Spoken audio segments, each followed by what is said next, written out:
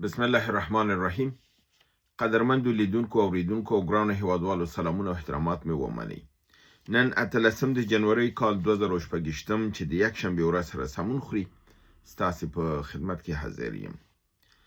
د نن ورځې موضوعات زموږ نړیوال کړکېچونه دي، سیمه ییز حالات دي، پاکستان، افغانستان، ایران، همدارنګې عربي نړۍ او امریکا او په نړیوال موضوعاتو کې څه حالات روان دي، د روسیې او د اسرائیل ملاقاتونه، د اسرائیل د امریکا سره ملاقاتونه، د امریکا جنگ ځنډول او خپل قوا اضافه کول، دا څه معنا لري؟ د ټول نه غټه پوښتنه دا وه چې د ولې دا جنگ چې د یوې څلېرویشت ساعتو کې به شروع کوي دا ولې ونه شو؟ یعنې دا خو یو تصدیق شوی خبر و، خپله د څو مراجعو نه تصدیق شوی خبر و چې امریکا به په 40 ساعتو کې پر ایران باندې برید کوي. د همده لپاره ممالکو خپل دغه ایستي و، قواوې د په حساب د ډیپلوماتیک خپل هغه مشنونه د سفارتونه د ایران نه خپل ایستي و، خپل وګړي د هغې نه وغوښتل چې د هغې ما تاسو مکمل دغه مملکتونو نومونه مې واخیستل او د هغې دلیل مې تاسو ویلي چې په دې دلیل وباسي ځکه چې جنګ حتما نږدې دی، اطلاع ورکړل شوې ده. اروپایي ټولنې دا وویلې چې امریکا بالکل په ایران باندې برید کوونکی دی او هم ټوله آمادګي نیولې ده. ولې دا دفعتن دا مسله معطل شوله؟ دغه دلیل هم پرون ما تاسو ته وویلې. بعضې نیوکې داسې راځي چې تا خو دا خبره وکړله نو ولې دا ونه شوله، لکه دا جنګ چې زما په لاس کې یا زما تصمیم زما لاس کې یا دا خبره ما د ځان نه کړي. نو خیر دا خو هغه د داسې انسانانو نه دا پوښتنه او دا دغه راجع کېږي چې د هغې علمي سطحه ډېره ټیټه وي، فهم و دانش د سیاست نه ډېر ټیټ وي، هغې هر شی تور و سپین ګوري، هغې ته په دې کې سیاسي فهم و دانش نه وي، ځکه چې که څوک په سیاست کې لږ زر هم دغه پوهېږي په کوم رقم چې موږ بحث کوو موږ هغه ټول امکاناتو دغه شرایط تاسو ته وایو. داسې خبره ده دغه رقم امکانات دي، که دا وشي دا کېږي، که دا وشي دا کېږي. او بل دا دی چې خبر چې د خبر هم زه تاسو ته درکومه، د خبر څنګ کې زه خپل تبصره به باندې کومه. هغه تبصره چې هغه زما لیدلوری چې داسې امکانات شته چې داسې کېږي، خو خبر لازمي دی ځکه چې هیڅ سیاسي تبصره بدون د خبر نه کېږي. هر سیاسي تبصره شاته خپل خبر او مرجع لري او په همدې اساس موږ چې کله سیاسي تحلیل او دا کوو د یو خبر په اساس کوو او همدغې بیا خپل دا وایو چې فرضاً خلک دا وایي، نړۍ دا وایي، زموږ دا فکر کوو چې داسې به کېږي. نو هغه هم بیا لازمي نه ده چې کوم رقم موږ فکر کوو هماغسې دې وشي. ډېر وخت زموږ خبره صحیح راوځي، هغه کار کېږي، ډېر وخت نه راوځي. او دا په نړۍ کې داسې نه دی، دا تنه موږ سره دا عام دی. ډېر پیشوې داسې موضوعاتو چې په د نړۍ په سطحه پې باندې شرطونه ووهل شول. د امریکا د انتخاباتو په 2015 کې د ټرمپ په راتګ باندې په نړۍ په سطحه شرطونه وهل شوي وو. 80% دا ویل چې ټرمپ نه ګټي، 80% خلکو په دې فکر وي چې ټرمپ نه ګټي او په دې باندې میلیونونه ډالر او پاوند باندې شرطونه وهل شوي وو. اما کله چې ټرمپ وګټله د دنیا لوی مبصرین خپل په پیشوینده کې ناکامه شول. نو دا خو داسې نه ده چې کوم یو د الله په احکامو کې تغییر نه راځي، په قرآن او په حدیث کې تغییر نه راځي، نور په هر شي کې تغییر پذیر دي. نو هیله دا ده چې موږ کله سیاسي تبصره کوو هغه ته په عمق کې وګورئ، هغلته موږ مثبت او منفي اړخونه ټول تاسو ته ویلي. تاسو ته مې تېره ورځ دا هم ویلي چې ایران داسې یو اسلحه ترلاسه کړې ده او ویلې چې که چېرته دا په اسرائیل باندې استعمال کړي نو د اسرائیل هغه وجود نه پاتې کېږي. او هغه اسلحه نن په حساب غربي نړۍ دا وویلې چې دغه اسلحه چې ده، دغه میزایل چې دی، دا د روسیې هغه میزایل دی چې غربیان ورته په نامه د شیطان یادوي، شیطان باندې دا کېږي. فکر کوم چې اصلي نوم یې پانسر دی یا همداسې شی دی، خو په نامه د شیطان یادوي. او دغه میزایل دغه شیطان دغه چې دی چې ډېر ورانوونکی دی، دا ویل کېږي چې روسیې ایران ته ورسپارلی دی. او دا هغه عامل دی چې اسرائیل او امریکا یې سخت دغه کړي دي که د دوی حمله وکړله او دغه میزایل دی په اسرائیل باندې استعمال کړ، اسرائیل د ځمکې د مخې نه ختمیږي. نو دا یو د لوی عاملونو نه دی. کله چې یو خبر راځي نو موږ یې تاسو سره شریکوو. زما داسې هم کېږي چې کله زه یو خبر نه وی تاسو سره شریکوم، بس دوستان راته لیکي چې موږ خو ډېر دنیا کې واورېدل، خبرونه واورېدل، دا ستا خبر هلته نه و. کله چې بعضې خبرونه وایم ماته وایي دا خبرونه خو ستا تکراري دي. نو زه نه پوهېږم چې په کوم رقم تبصره تاسو غواړئ. آیا تاسو چې پیشوینه کوم چې تا خبر نه یې اورېدلی وي، ولې دا خبر خو نه ځکې بل نه و چې خبرونه ورته عمومي وړاندې کوي، وایي دا خو ټول عام ځکې خبرونه دي، نو نوی پکې څه شی دی. نو دا دغه د ډول دواړه سرونه وهل دي. دا د افغانانو عادت دی. دا د علمي سطحې ټیټواله ښیي، بېسوادي د افغانستان د خلکو ښیي. دغه خو د ځورونکې ده، ځکه خو نړۍ یرغل پې کوي، ځکه خو دښمنان د ده نه استفاده کوي، ځکه خو دوی په اوږه باندې ټوپک په اسانه کېښودل کېږي، ځکه چې د لویترین غمیزه زموږ دا ده چې زموږ د خلکو علمي سطحه ډېره ټیټه ده. افغانستان کې لویترین کار زموږ مخکې د هغه دا دی چې تعلیم وده باید وشي. تعلیم سطحه پورته کې خلک بیا ګډې وډې خبرې نه کوي، ګډ وډې پوښتنې نه کوي. او زما لپاره خو داسې دی لکه دا زما د دوستانو سره دا تماس او دا کومنټس داسې دي لکه دا یو صنف غوندې دی، دا لکه یو کلاس دی، دا لکه یو ټولګی دی. او په دې ټولګي کې پی ایچ ډي ډاکټران هم شته دی او دې کې بېسواده هم شته دی. او په یو صنف کې چې داسې یو شاګرد دی چې د هغې سویه د اول صنف وي او داسې یو شاګرد دی چې هغه پی ایچ ډي ډاکټر وي، نو هلته معلم ته ډېره مشکله ده چې دا رقم ته دغه توازن وساتي چې دغه اول صنف شاګرد هم خوشحاله وساتي او پی ایچ ډي والا هم خوشحاله وساتي. دا ډېر ستونزمنځه کار دی، ځکه د اول صنف شاګرد لپاره د هغې هېڅ سطحې معلم ورته ساتل کېږي، د متوسطې لپاره متوسطي، د بکالوریا لپاره بکالوریایي، د لیسانس لپاره لیسانسي، او د ډاکټورا لپاره ډاکټراني. زمونږ ستونزه دلته ما سره دلته ډېر پوه خلک هم شته دی او ډېرو نادانو سره مې سر و کار دی.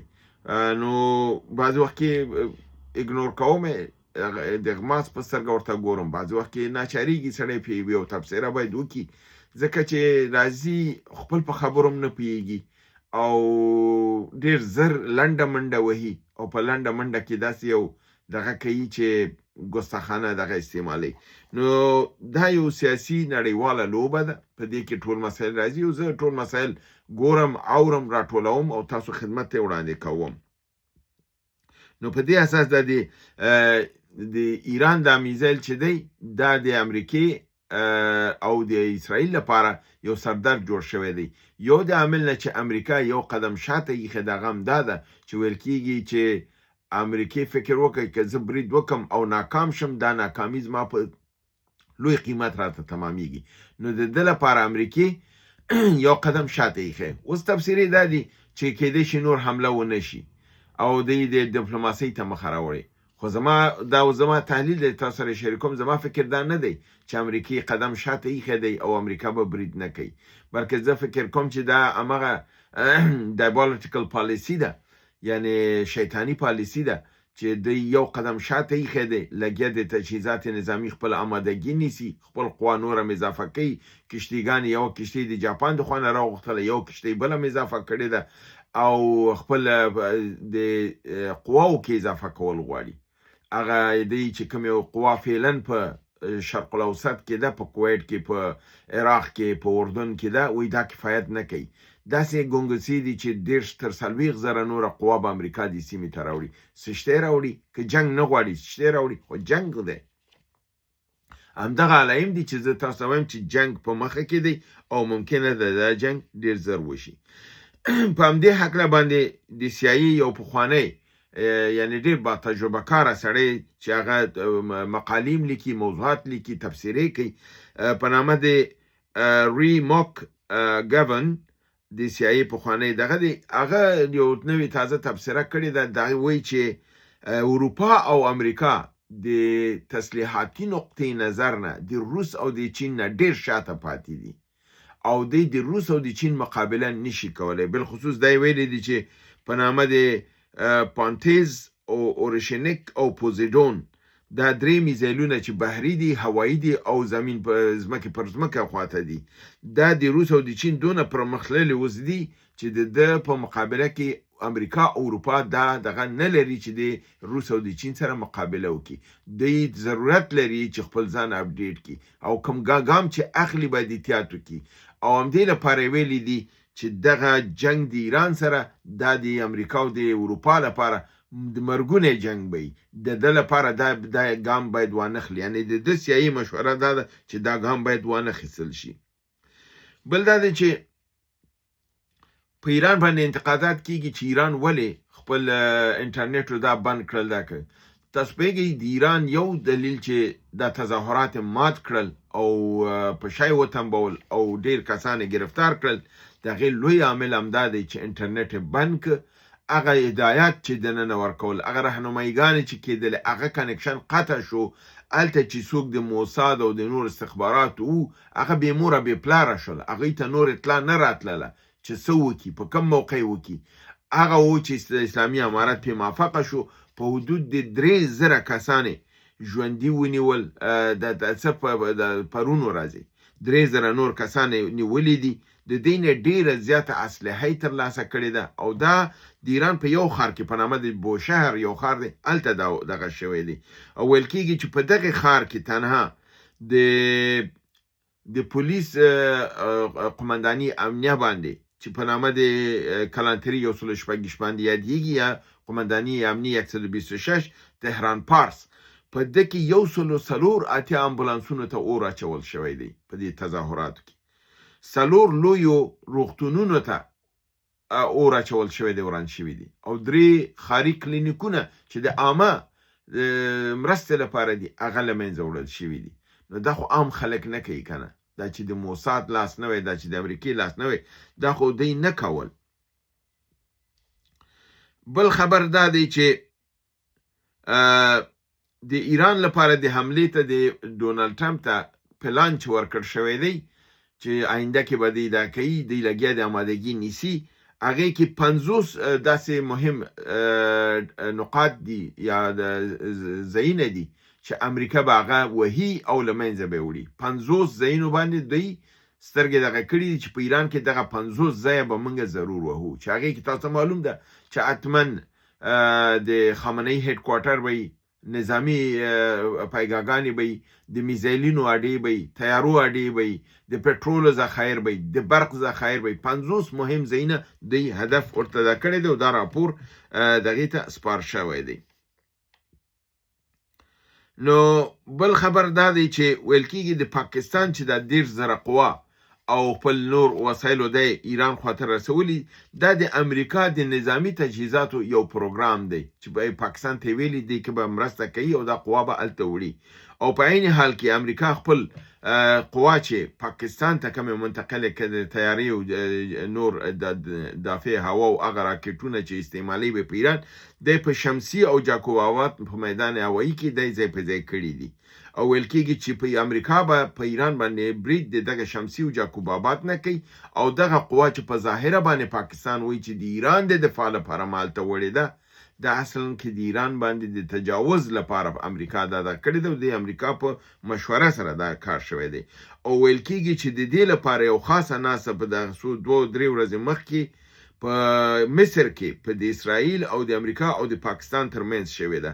او د پاکستان عاصم منیر او عاصم ملک یعنی رئیس د ISI دا مصر ته تللی وو او هلته دا ناسه شوې ده. او په دې باندې دوی خپل په حساب سره پروګرام جوړ کړی دی چې پاکستان به څه رول لوبوي. نو پاکستان ډېر لویه شیطاني لوبه کې سر ورکړی دی، خو دا سر به پکې خوري، ځکه چې دې جنګ کې ټول وایي چې دی به نه کامیابیږي. او بل دا دی چې دې جنګ کې به روس او امریکا بالکل داخليږي. چینایانو هغه وسایل ایران ته رسولي دي چې په خپله به استعمالوي. هغې کې دغه دی 9MQ یا MQ9 میزایل چې دی هغه بالکل شامل دی او هغه په دې هغه تیارې چې کومې په دې وړمه ورځې راکوزي شوي، هغې کې دا شی وی شامل دی. همدارنګې پوټین او نتنیاهو تلیفوني خبرې کړي دي او د اسرائیلو د موساد رئیس امریکا ته رسېدلی دی. نو دا په خپله ښیي چې لوبه نړیواله خطرناکه سټیج کې ده او د آینده عملیاتو په متعلق د امریکې سره تازه خبرې کوي، ځکه تر هغې وخته پورې نوې کشتیګانې، تیارې او نوره قوا د امریکا را رسېږي، بیا به دوی پروګرام نیسي د ایران د وهلو لپاره. نو دا د اخري هغه پیشرفت چې ما تاسو سره دغه کې چې حالات دغه خواته روان دي. علت د هغې دا و چې هغې وکتل چې که دوی حمله وکړي ناکامیږي، نو هغه حملې ترتیبات چې نیولي هغه په شا وځنډول او دا اعلان یې داسې وکړ چې فرضاً موږ فی الحال حمله نه کوو او ایران هغه اعدامونه بند کړل. نو موږ آیا امریکا د ایرانیانو دومره پرواګیر دی چې د ایران اعدامونه ونه شول نو زه برید نه کوم؟ هغه دومره د انسان او د بشریت طرفدار دی. که دومره طرفدار وای نو غزه کې ولې هغه انسانان نه وو؟ هلته خو یې خپله میزایلونه ورکول چې وله. دلته دا خبره نه ده. دلته د یو قدم په شا په دې راخیستی چې دوی هغه توانایي نه درلودله، هغه تواناییګانې خپل پوره کوي ځکه دوی یو شدید مقاومت او د دغې سره په سیمه کې مخ کیږي او دې باندې دوی ښه په کلکه پوهېدي. یو خبر د نړیوال دغې نه دا دی چې الجولاني د نوروز ورځ یعنی د کال اوله ورځ چې ده دی په ملي او رسمي ورځ باندې په حساب د جشن ورځ باندې هلته اعلان کړې ده او خلکو ته د دې ورځې په مناسبت رسمي رخصتي اعلان کړې ده. دا خبر مې په دې تاسو سره شریک چې هغه کسان چې د اسلامي امارت کې د اسلامي امارت سره سرخوځوي او ځان ته مجاهدین وایي او نوروز حرام ګڼي او په عین حال کې الجولاني ته وایي چې دا خو مجاهد دی. نو که دا مجاهد دی وروره او ته وایي چې زما مجاهد دی او زم مجاهد یم، نو د دا کارونه بیا ولې ستاسو خلاف دي؟ تاسو د کارونو ته نه ګورئ وایي مجاهد دی، خو که د کارونه سم دي او دا مجاهد دی خو همدا کار تاسو هم افغانستان کې وکړئ که نه. او که نه تاسو وایي چې نه دا درست نه دی حرام دی او دا نه کوئ، نو بیا څنګه بیا دې ته وایي چې دا مجاهد دی؟ کارونه غلط دي او نور مجاهد دی. نو لږ زر عقل و منطق نه کار واخلئ دوستانو. دا بعضې کسان چې بې ځای انتقادات کوي او بې ځای لیکي چې الجولاني اوس هم مجاهد دی، نو کله به ستاسو عقل و منطق ځي ته راځي؟ تاسو سترګې لرئ که نه لرئ؟ تاسو عقل و منطق لرئ؟ تاسو د انسان کردار ته ګورئ که نه ګورئ؟ انسان په څه شي پیژندل کېږي؟ په کردار باندې پیژندل کېږي. نو دا دغه بل یو دغه دا دی چې یو دوست په نامه د خالد خان ارمان یو پیام کړی دی، راته ویلي دی چې دا به دین غوندې دا به نشرایي او د اسلامي امارت ته به زمونږ د آواز رسوي چې زمونږ د کرکټ د لوبې یو لوبغاړی یو په حساب اتل په نامه د شاپور زدران ډېر شدید مریض دی او مالی وضع یې ښه نه ده او په دې حالت کې چې دی بیمار دی، ډېر خلک چې د پښتنې ته ځي په دغه د خلک فکر نه کوي چې دا مالی وضع یې د ښه نه ده او دا چې څه هغه لیکلي زه هغه وایم، ځکه زه د شاپور زدران د حالت نه یم خبر او ما د ځان نه دا خبر نه دی. دا چې څه د ورور لیکلي خالد خان ارمان زه هغه مجبور یم تاسو ته ووایم. نو دی وایي چې دا مېلمانه چې ډېر ورځي دام په دې باندې بوج دی. لږ زره خلک دې په دې چې فکر وکړي که زی بیا په دې د فکر وکړي چې د دې سړي مالی حالت ښه نه دی، یعنې همکاري ورسره وکړي. او په عین حال کې دی ویلي چې اسلامي امارت نه دا غوښتنه وکړو چې دا د افغانستان یو نامتو اتل غونډه دی او ښه لوبغاړی دی، دا د علاج لپاره که هندوستان ته په حکومتي مصرف باندې ولیږل شي تر څو یې د علاج وشي او بېرته راشي.